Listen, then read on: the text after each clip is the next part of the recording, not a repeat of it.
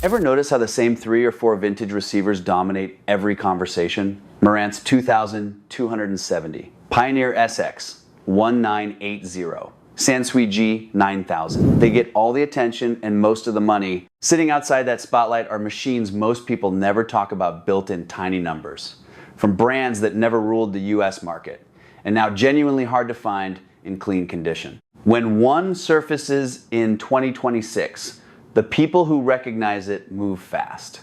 This isn't another list of the usual suspects. These are the rarer receivers most collectors walk right past. If you enjoy these deeper dives into the gear that doesn't get endless coverage, subscribe so you catch the next one. Let's get into the list. Most collectors treat the G-9000 as the peak of Sansui's late 1970s ambition.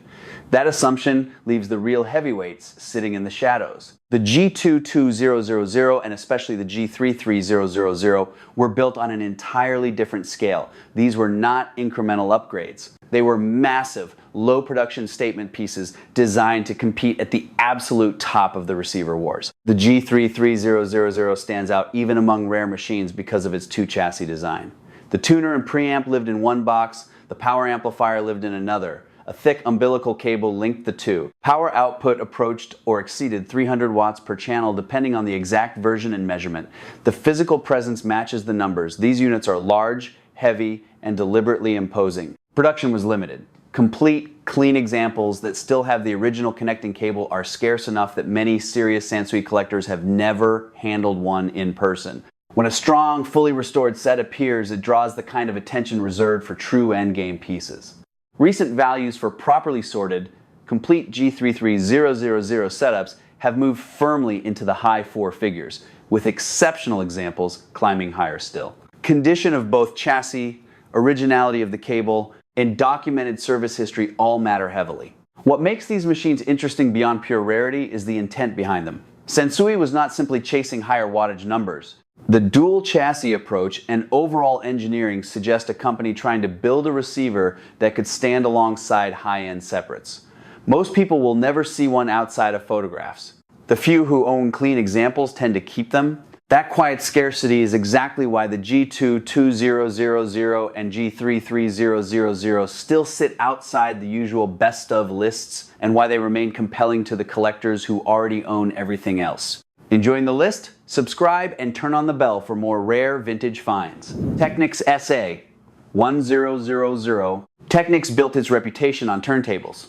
That focus has left its most ambitious receivers strangely under-discussed, even among people who otherwise know the brand well. The SA1000 is the clearest example. Introduced in the late 1970s and aimed primarily at the American market, it was rated at a staggering 330 watts per channel into 8 ohms with very low distortion. In an era already full of high-power receivers, that number stood out. The machine itself is substantial. Dimensions and weight put it firmly in the monster receiver category, nearly 40 kilograms, and large enough to dominate a shelf. Contemporary reports and later owner accounts describe it as capable of driving almost any speaker of the period without strain. The tuner section earned solid marks, and the overall feature set competed directly with the biggest Pioneer and Sansui models of the same years.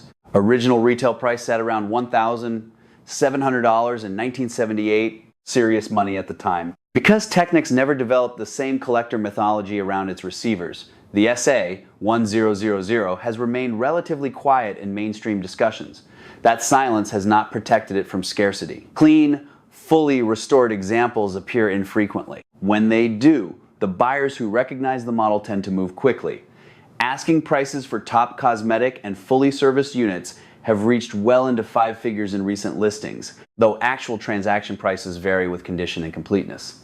Even more modest examples in good working order now command strong 4-figure sums. Owner experiences often center on the sheer power. More than one longtime user has described the difficulty of finding speakers that could fully handle what the SA1000 could deliver. The combination of extreme output, solid construction, and low production visibility has turned this into one of those machines that serious high-power collector circles watch for quietly. Most people scrolling past the listing will not recognize the significance. The ones who do usually already know exactly what they are looking at. More rare machines still left to cover. Subscribe if you want to see them.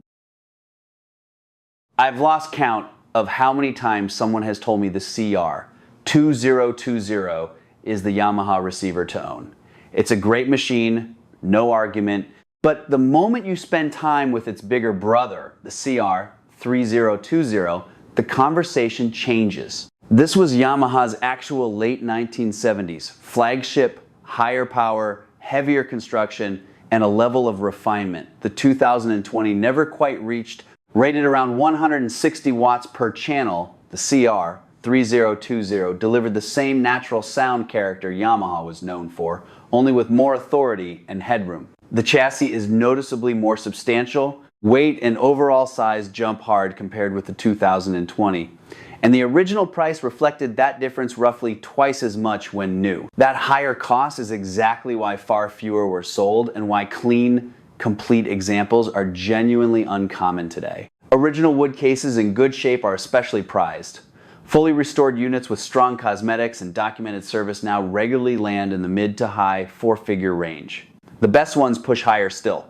Because the CR-3020 soaked up most of the popular attention over the years, the 3020 has stayed slightly under the radar. That works in favor of people who actually dig. You still occasionally see one surface from a long-term owner who simply never felt the need to sell. When that happens, the buyers who already know the model tend to move quickly.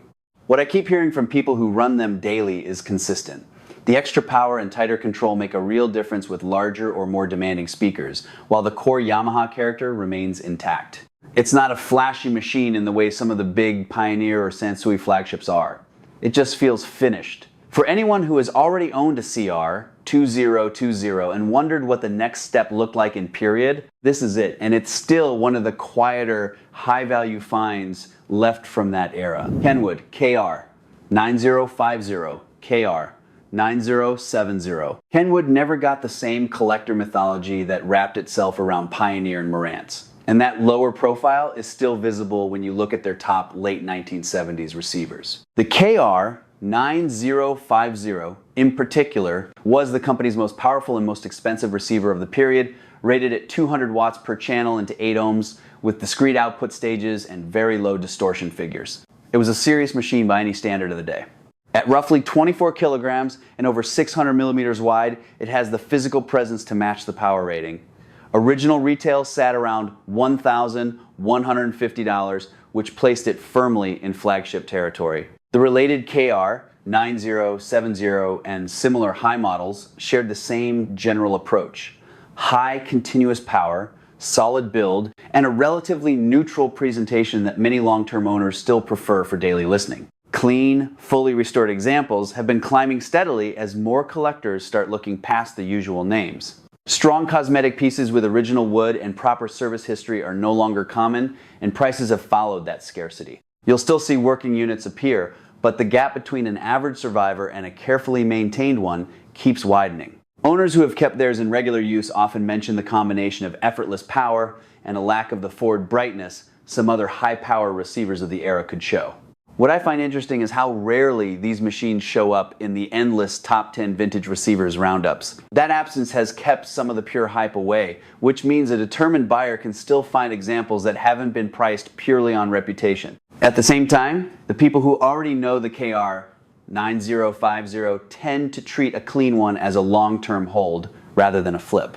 If you want genuine late 1970s high power without automatically paying the Pioneer or Marantz premium, this is one of the more compelling places left to look. Luxman R1050, R1120, and related models.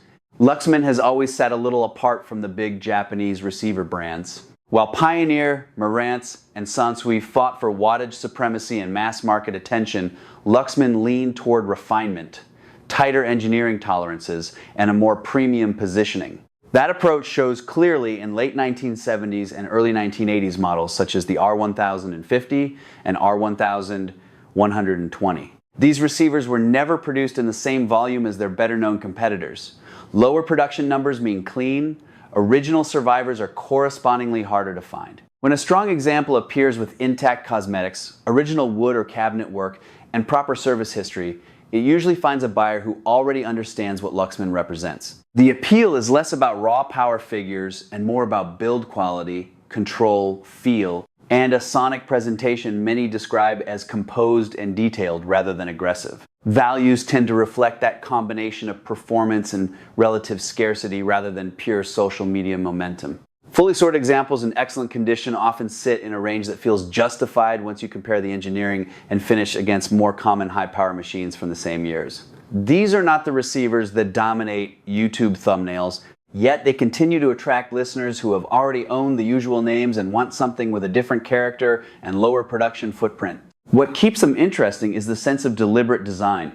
Controls feel precise, the chassis work is substantial, and the overall package prioritizes long-term usability over feature checklists. For collectors who value that quieter kind of quality, the better Luxman receivers from this period remain quietly compelling and still under-discussed relative to their actual capability. McIntosh Mac 1000, 900, and related classic McIntosh receivers. McIntosh rarely needs an introduction, yet some of its classic receivers still sit outside the brightest spotlight compared with the brand's famous separates. The Mac 1900 is a clear example. Introduced in the early 1970s and produced through much of the decade, it delivered a solid 55 watts per channel into 4 or 8 ohms from a modular solid-state design. Original pricing started around $799 and later rose to $949, serious money at the time, equivalent to several $1,000s today.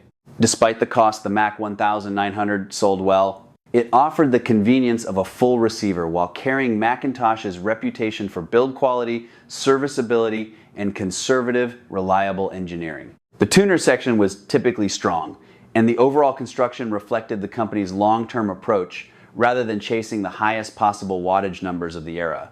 Because McIntosh products have always commanded respect and strong prices, many of these receivers were better cared for than mass market equivalents. Clean original examples with good cosmetics and documented history still appear, but they are far from common. Current values generally land in the low to mid four-figure range for strong examples, with the best preserved units climbing higher. The McIntosh name, combined with the relative scarcity of top condition survivors, continues to support firm pricing. What sets these machines apart for many owners is the knowledge that the company still stands behind its vintage products decades later. Parts, support, and service expertise remain more accessible than with most other brands from the same period. That long-term backing turns a classic McIntosh receiver into a different kind of hold, one rooted as much in engineering continuity as in nostalgia or pure collector demand. For listeners who want the McIntosh experience in a single chassis, the better examples from this era still reward careful searching. Onkyo high-end Integra and TX series flagships. Onkyo produced some genuinely ambitious receivers in the late 1970s and early 1980s, particularly in the upper Integra and TX ranges. These machines often featured strong power output, excellent build, and thoughtful feature sets, yet they never developed the same collector mythology as the big three Japanese brands. That lack of hype has kept some examples more accessible longer than equivalent Pioneer or Marantz models. At the same time, truly clean, fully restored high-end Onkyo receivers from this period are becoming harder to find. Owners who use them frequently praise the combination of power and musical engagement. As more collectors look beyond the most famous names, these Onkyo flagships are quietly gaining attention. Fisher RS, 1060, and related high-power Fisher models. I've always found it interesting how quickly the Fisher name gets written off when people talk about late 1970s high-power receivers. Most collectors associate Fisher with earlier tube gear or with more modest solid-state models, so they scroll past anything carrying the badge. That habit has left machines like the RS 1060 sitting in a strange middle ground, capable enough to surprise, yet still priced below the equivalent Marantz or Pioneer models of the same years. The RS 1060 was built between 1977 and 1979 and delivered a solid 125 watts per channel into 8 ohms. It is a big receiver, roughly 24 inches wide and over 25 kilograms, with a substantial transformer and serious heat sinking for the period. Features included illuminated tuning and connections for multiple speaker pairs, the kind of practical touches that made sense for someone running a real system rather than a showpiece. Distortion figures were respectable at around 0.1%, and the overall construction reflected the Sanyo ownership era more than the older Fisher consumer image. What keeps these interesting is exactly that branding gap. Because the Fisher name never carried the same collector heat as the big three Japanese brands, clean examples can still surface at prices that feel reasonable by current standards. At the same time, the trajectory is clearly upward as more people actually listen to them and realize the engineering is better than the reputation suggests. Owners who have run them alongside more famous receivers often note that the RS-1060 holds its own in power and control, especially once properly serviced. These are not rare in the absolute sense, but strong cosmetic pieces with original finish and working electronics are no longer common. For someone who wants genuine late 1970s muscle without automatically paying the full Pioneer or Marantz premium, the better Fisher high-power models remain one of the more practical places left to look. The brand may not generate the same excitement in a thumbnail, yet the machines themselves still deliver when asked. Lesser-known Japanese high-power models, Sanyo, Nikko, and others. Once you move past Pioneer, Marantz, Sansui, and Technics, the field opens up in ways most people never explore. A handful of lesser-known Japanese manufacturers built high-power receivers that still catch experienced listeners off guard when they finally encounter one. Sanyo's JCX-2900 series is a good example. Rated in the 120 to 140 watt range depending on the exact version and load, these dual mono-leaning designs delivered clean power and a smooth, authoritative presentation that more than a few longtime owners still prefer to some of the more famous names. The JCX-2900 never achieved mass market fame in the United States, which is precisely why clean examples remain uncommon. When one appears with original cosmetics and solid electronics, it tends to draw the attention of collectors who have already owned the usual suspects and are looking for something capable that has not been completely priced into the stratosphere. Values vary more widely than with the big brands, but strong, fully sorted pieces now command respectable four-figure sums and continue to climb as awareness spreads. Nikko and a few other secondary Japanese brands produced similar high-power designs in the same window. None of them developed the collector mythology that surrounds the major names, so survival rates of top condition units are lower and information is harder to come by.